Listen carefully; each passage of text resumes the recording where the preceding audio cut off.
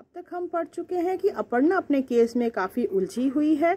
वह सक्सेना साहब से मिलना चाहती थी, पर वे हमेशा क्या है पब्लिक से घिरे हुए होते थे। वह क्या करती है, तब उनके जो वेटर हैं, वेटर से काफ़ी जान पहचान करती है, उसे बख्शिश देती है और इस प्रकार क्या है, इस सोर्स के द्वारा वह सक्सेना साहब से मिल पाती है।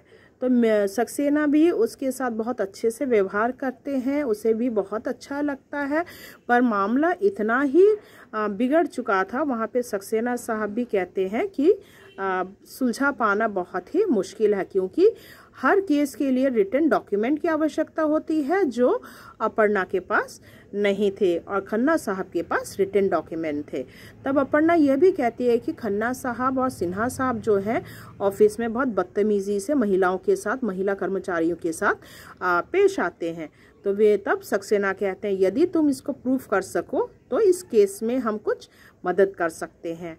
तो तब अपर्णा जो है उसी की जो सहकर्मचारी थी, जो उससे जूनियर थी, फरीदा नाम था उसका, तो उसके पास वह जाती है और कहती है कि अगर तुम मुझे कुछ मदद कर सको तो, क्योंकि फरीदा इसके पहले उसे यह कही थी अपर्णा से कि किस प्रकार खन्ना साहब उसके सामने कुछ गंदे शेर लिखकर पेश करते थे। उसके आगे हम पढ़ेंगे, पेज नंबर 76 खोलिएगा। शिकायत का प्रस्ताव सुन वह एकदम बिदक गई। जैसे ही वह कहती है हेल्प मांगती है, तो फरीदा सीधा एकदम ना कर देती। भाई उसको उसकी नौकरी का सवाल है, फिर कहीं गड़बड़ ना हो जाए। इसी प्रकार अगर अपर्णा की तरह जूझती रहेगी तो क्या हो जाएगा, उसका लाइफ तो बर्बाद हो जाएगा। वह इस वाकये को पब्लिकली नहीं कहना चाहती थी। वह नहीं चाहती थी कि पब्लिक को पता चले कि किस प्रकार खन्ना साहब जो हैं उनके साथ व्यवहार करते हैं। फिर वह तो ये शेर और शायरी बंद भी हो चुकी थी। ना बाबा, मैं इस लफड़े में नहीं पढ़ना चाहती। सीधा कह देती है कि मैं इस लफड़े में नहीं पढ़ना चाहती। कितनी फजीहत होगी, मेरे अब्बा तो मुझे जान से मार डालेंगे। मेरे पिताजी को पता चलेगा तो क्या, पिताजी जान से ही मार डालेंगे। पर ऐसी बातों का पर्दाफाश होना चाहिए कि नहीं। अब अपर्णा कहती है ऐसी बातों का तो क्या है, लोगों तक पता होना चाहिए ना। तो वे सभी महिला कर्मचारी के साथ बुरा बर्ताव करते हैं, इसके बारे में क्या है सभी को, पब्लिक को पता होना चाहिए। यह साहब आने वाली और लड़कियों को भी इसी तरह परेशान करेगा, क्योंकि वो क्या है, जो भी लड़कियां आएंगी सबको भी इसी प्रकार परेशान करेगा तो वे खुद निपटेंगी। मैं मोर्चा नहीं बनाना चाहती। केस आपके झूठे बिल का है, उसका इन सारी बातों से क्या रिश्ता। भाई केस आपका है, झूठे बिल का केस है, वहाँ पर मुझे क्यों फंसा रही है, मैं इस मामले में नहीं पढ़ना चाहती। तो फरीदा जो है वह हमेशा मतलब कि एकदम से ना कर देती है। फरीदा ने तेवर बदलते देखा, अपर्णा चुप हो गई, तो फरीदा अपने तेवर बदल लेती है। सक्सेना जी से उसका मिलना तय था।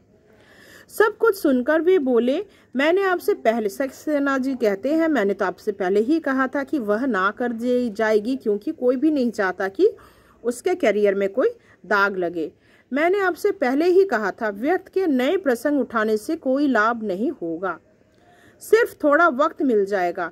आज तो मैं वापस लौट रहा हूँ, अगली बार आऊँगा तो हम आपकी डिफेंस की रूपरेखा बना लेंगे, आपकी फाइल को भी अच्छी तरह देखूंगा। अपर्णा ने सोचा कि वह 10 मिनट में फ्री हो जाएगी, पर सक्सेना साहब ने 1.5 घंटा लगा दिया। 1.5 घंटा लगा दिया, फाइल पढ़ते गए। प्रीतम सिंह घनी दाढ़ी और भारी देह वाले सहृदय से दिखने वाले अधिकारी थे। उनके बारे में किसी को ज्यादा जानकारी नहीं थी। वह तो एक दिन उनका एक फोन आने से अपर्णा को यह जानकारी मिली कि वे गेस्ट हाउस में रुके हैं। वह वहां गई। अब क्या है, वे प्रीतम सिंह से मिलने के लिए गेस्ट हाउस पहुंच जाते हैं। जब सब बातें दफ्तर में हम सुन रहे हैं, यहाँ आने में कोई सेंस नहीं है मिस जोशी। तो अपर्णा का पूरा नाम अपर्णा जोशी है। तो यहाँ पे प्रीतम सिंह जी कहते हैं, आपके बारे में मुझे सब कुछ मालूम है, किसके बारे में सुन रहे हैं, तो आपको मेरी मतलब आकर मुझसे पर्सनली नहीं मिलना चाहिए था। सिंह साहब ने उसे दरवाजे पर खड़ा देखकर कहा, नहीं सर, आपको मेरी बात सुननी पड़ेगी। अपर्णा ने पूरा प्रकरण उन्हें सुनाया, सब कुछ सुनाया, पूरा मैटर सुनाया। सिंह साहब ध्यान से सुनते रहे, फिर बोले, लेकिन इस बात का सेंस क्या निकलता है? यही कि अब आरोप बेबुनियाद है। मेरी बात पर यकीन किया जाए। टेलीफोन पर दी गई सूचना को हम कैसे आधार बना सकते हैं? जांच तो आपका विवेक पर ही हो रही है। तुम अपनी फाइल लाई हो? सिंह साहब के यकायक तुम संबोधन से अपर्णा उत्साहित हो गई। उसे जैसे लगा अंधेरे में कोई चिराग है। तो सिंह साहब पूछते हैं, क्या तुम अपना फाइल लेकर आई हो? दिखाओ अपना फाइल। जी सर। सिंह साहब फाइल पलटने लगे और उसके बाद क्या है, सिंह साहब जो क्या करते हैं, फाइल को पलटने लगते हैं, देखने लगते हैं। इस वक्त शाम ढल चुकी थी। फाइल देखते देखते शाम हो गई। अपर्णा सुबह से घर से निकली थी तो वो सुबह की निकली हुई थी, शाम हो गया। उसके पैरों में दिन भर की थकान थी, बहुत थक चुकी थी। भूख और प्यास से मुंह एकदम सूख रहा था, लेकिन वह एक बार फिर जबरन अपनी आवाज में जान भरकर सिंह साहब को एक एक कागज समझा रही थी। फिर भी वह कोशिश कर रही थी, समझा रही थी। हर एक पेज जो है फाइल का एक एक पन्ना निकालती और सिंह साहब को सबको समझा रही थी। उससे लग रहा था कि उसकी डूबती नाव को सिंह साहब बचा लेंगे। तो उसे लगता था कि सिंह साहब क्या है, उसकी बात को समझेंगे और जो फाइल में उसके नाम पर जो धब्बा लगा है उसे मिटा सकेंगे। चाय पियोगी? सिंह साहब ने पूछा। अपर्णा को और भी अच्छा लगा, मतलब इसमें क्या है, अपनापन लगा। अचानक सारी फीलिंग्स और फाइल पर दाढ़ी के ढेर से सफ़ेद बाल चितरा गए। सिंह साहब के लंबे लंबे दाढ़ी थे। वे फाइल पढ़ रहे थे। अपर्णा ने दहशत में खुले दरवाजे की ओर देखा, जिसे अब तक वह बहुत बड़ी सुरक्षा मान रही थी। दरवाजे पर मोटा पर्दा था, जिसे सिंह साहब बहुत बड़ी सुरक्षा मान चुके थे। फाइल इतनी पेचीदा थी। अब सिंह साहब जो है उस फाइल को पढ़ते हैं। फाइल काफ़ी पेचीदा थी कि एक बार नहीं कई बार देखी गई। सिंह साहब बार बार फाइल को पलटते हैं, पलट पलट कर देखते हैं। कभी सिंह साहब देखते, कभी सक्सेना साहब देखते।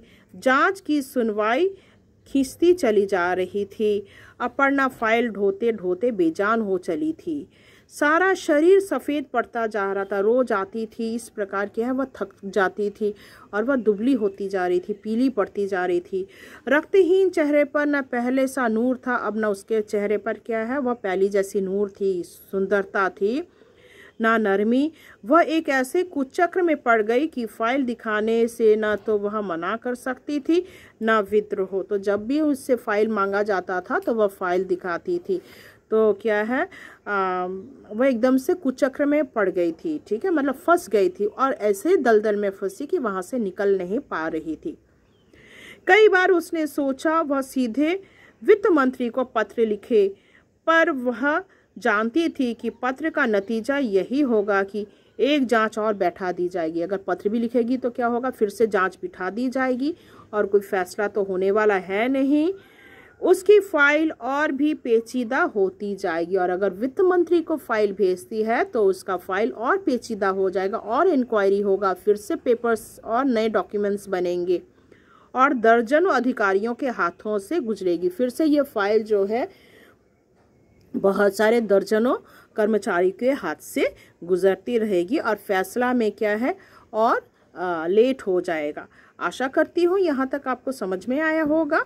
बाकी का जो पोर्शन है वो मैं आपको लास्ट पार्ट में पढ़ाऊंगी। धन्यवाद।